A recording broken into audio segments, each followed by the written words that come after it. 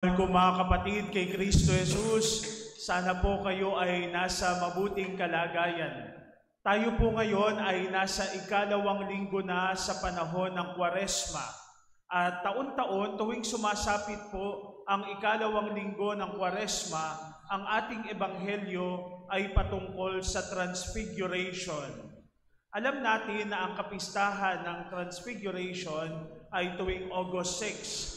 Subalit tuwing sumasapit ang ikalawang linggo ng Kwaresma, ibinabalik tayo doon sa yugtong iyon ng Transfiguration. Transfiguration, pagliliwanag, pagbabagong anyo ng ating Panginoon. Simula doon sa kadiliman, nandoon yung liwanag na ibinibigay sa atin ng ating Panginoon. Hinihila tayo, kinukuha tayo mula doon sa kadiliman patungo doon sa liwanag. Mga kapatid, sa buhay din natin, marami tayong mga karanasan ng kadiliman na kinakailangan natin ng kaliwanagan. Ano yung mga karanasan natin ng kadiliman? Kapag halimbawa uncertain ang bukas, nandoon na tayo ay nasa kadiliman. Kapag tayo ay nawawala ng pag-asa, tayo ay nasa kadiliman. Kapag tayo ay natatakot, tayo ay nasa kadiliman. Yung tatlong bagay na yon, mga kapatid, makikita din ba natin sa ating mga buhay, sa ating mga karanasan? Kung minsan kapag uncertain yung ating kinabukasan, hindi natin alam kung ano nga ba yung bukas, nandoon na tayo ay nasa kadiliman. Kapag halimbawa nandoon na nawawalan tayo ng pag-asa, nandoon na tayo ay nasa kadiliman. Kapag tayo ay natatakot sa ating buhay, nandoon na tayo ay nasa kadiliman. Paano ba tayo pupunta sa liwanag? Paano ba tayo magkakaroon ng liwanag kapag nararanasan na natin yung mga bagay na ito sa ating buhay? At hayaan niyo po na gabayan tayo ng ating mga pagbasa ngayon para sagutin yung katanungang iyon. Paano nga ba tayo magliliwanag? Sa panahon, sa mundo na punong-puno ng kadiliman, masusumpungan pa rin ba natin ang liwanag?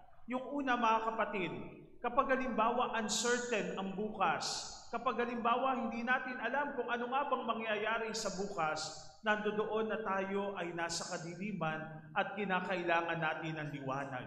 Narinig natin sa ating unang pagbasa ngayon yung kwento ni Abraham. Alam natin yung kwento ni Abraham na tinawag ng ating ni Yahweh na kung saan ay binibigyan siya ng misyon. Yung Abraham na magiging Abraham dahil doon sa misyon na ibinigay sa kanya ng Panginoon. At alam natin na si Abraham ay tinawag ng Panginoon nang siya ay 75 years old na. Binibigyan siya ng misyon ng Diyos. Teka, Father, 75 na. Parang usually yung 75, alam nyo kaming mga pari, yung retirement age ng mga pari ay 75 years old. Subalit yung 75, binibigyan ng bagong misyon ng Diyos. Ganun pala yung pagbibigay ng misyon ng Panginoon, ano? Hindi pala ito konforme sa edad. Hindi pala ito konforme sa nagsisimula ka pa lamang, ay bibigyan ka pa lamang ng misyon ng ating Panginoon. Hindi. Narinig natin sa ating unang pagbasa kung paano si Abraham ay binibigyan ng panibagong misyon na siya ay magiging ama ng salit-saling lahi. Subalit sabi ni Abraham, paano yun? Wala naman akong anak. Paano mangyayari yung misyon na ipinapagawa sa akin ng Diyos? Subalit sa kabila ng lahat ng yon, binibigyan siya ng assurance ng Diyos na ang misyon na ito ay kanyang magagawa, na kanyang magagampanan. Ganun pala ho, mga kapatid, yung patungo sa liwanag, simula doon sa uncertainties ng buhay natin, ng bukas natin, kinakailangan meron tayong assurance na sa kabila ng lahat ng ito, ng paglalakbay na ito, merong gagabay sa atin. Ganun din po sa ating pong buhay, mga kapatid. Kung minsan natatakot tayo, lalo na dun sa mga transition ng buhay natin. Kayo ba, naranasan nyo na ba yung transition? Ano yung mga transition sa buhay natin? No, lalo na yung mga naririto, simula sa pagkabinata, patungo sa buhay may asawa, transition. Yung patungo sa buhay, nandoon yung pagiging relihiyoso at relihiyosa, another transition, yung na pumasok si na sister sa buhay religyoso at religyosa, another transition. Nung kami ay naordinahan bilang pari, another transition. At doon, kapag tayo ay pumapasok sa transition, halimbawa kayo ay nagkaroon ng hanap buhay o pumunta doon sa isang opisina, another transition. Sabi po nila, every transition is a crisis. Lahat daw ng transition sa buhay ay crisis.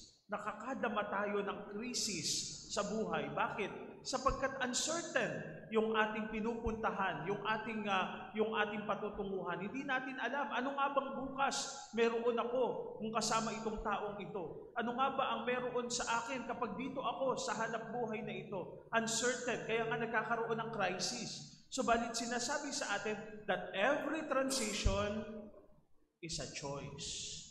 Choice din natin yan. Kung tayo ba ay papasok doon sa krisis na yon at tayo ay magkakaroon ng krisis. Kaya nga sinasabi din sa atin that every transition is indeed a blessing. A blessing. Lahat ng transition, lahat ng change, lahat ng pagbabago ay kinakailangan po ng blessing. Ito ay pagpapala na bigay sa atin ng Diyos. Subalit mga kapatid, kung titingnan natin yung transition na gaganap kapag tayo ay umaalis dun sa ating comfort zone. Dun sa ating comfort zone. Narinig natin sa ating unang pagbasa ngayon, 75 years old na si Abraham nang binibigyan ng misyon. Tila baga sinasabi ni Abraham, dito na lang ako, Panginoon, sa comfort zone ko. Dito sanay na ako Okay na ako dito Pero binibigyan siya ng misyon at pinapupunta siya doon sa isang lugar. Ganun pala Yung sagot doon sa uncertainties ay assurance. Assurance na hindi tayo iniiwan at pinababayaan ng Diyos. Yun po yung una. Pangalawa, sa atin namang ikalawang pagbasa ngayon, narinig naman natin mula sa sulat ni Apostol San Pablo sa mga taga-Filipos na nandoon na tila baga yung mga taga-Filipos ay nawawalan ng pag-asa. Nawawalan na sila ng loob. Sa sandali na nawawalan ng pag-asa, nawawalan na tayo ng loob sa buhay natin, kinakailangan natin ng tiwala sa Diyos. Kinakailangan natin ng tiwala. Para nang sa ganon, yung tiwala natin sa Panginoon na anuman ang ating kaharapin, anuman ang ating puntahan, alam natin na hindi tayo pababayaan ng Diyos. Ganun pala yung taong nawawalan na ng pag-asa, nasa kadiliman. Alam nyo, napakaraming mga kabataan ngayon ang nawawalan ng pag-asa. Ang bilis-bilis bumitaw doon sa pag-asa. Kontit nahirapan, kontit nasaktan, kontit napagod, nandoon na aalis na, bibitaw na. Pero mga anak, lagi nating tatandaan na sa kabila ng kawalan ng pag-asa, nandoon ang ating tiwala dapat sa Diyos na kailanman hindi niya tayo pababayaan. Yun po yung pangalawa. Pangatlo at panghuli, narinig natin sa ating ebanghelyo ngayon yung event ng Transfiguration na kung saan si Jesus ay nagbagong anyo. Alam nyo, bago po yung event ng Transfiguration, si Jesus pinapaliwanag niya sa kanyang mga alagad, ako ay itatakwil. Ako ay papatayin ng mga tao. Subalit muling mabubuhay sa loob ng ikatlong araw. At dahil doon, yung mga alagad na puno ng takot sa kanilang mga puso at kalooban, Teka, Panginoon, iniwan namin ang lahat. Iniwan namin ang aming pamilya. Iniwan namin ang aming hanap buhay para lamang sa iyo. Pagkatapos ngayon, sasabihin mo, itatakwil ka ng mga tao. Tapos ngayon, sasabihin mo, mamamatay ka. Paano na kami, Panginoon? At dahil doon, sinidlan sila ng takot. Subalit ang Panginoon, pinalalakas sila. At paano sila pinalakas? Inakay sila sa isang bundok. At doon sa bundok na yon, nagbagong anyo si Jesus. Yung pagbabagong anyo ni Jesus, mga kapatid, ay isang assurance sa kanyang mga alagad na hindi natatapos ang lahat sa kamatayan. Yung pagbabagong anyo ni Jesus ay pagbibigay niya ng pag-asa doon sa mga alagad niya na hindi natatapos ang lahat sa krus. Yung Transfiguration ay pagbibigay niya ng liwanag na hindi natatapos ang lahat sa kadiliman, merong liwanag. Ganun pala mga kapatid, Sa kabila ng takot na nararamdaman ng mundo, si Jesus binibigyan tayo ng kalakasan. Ng kalakasan.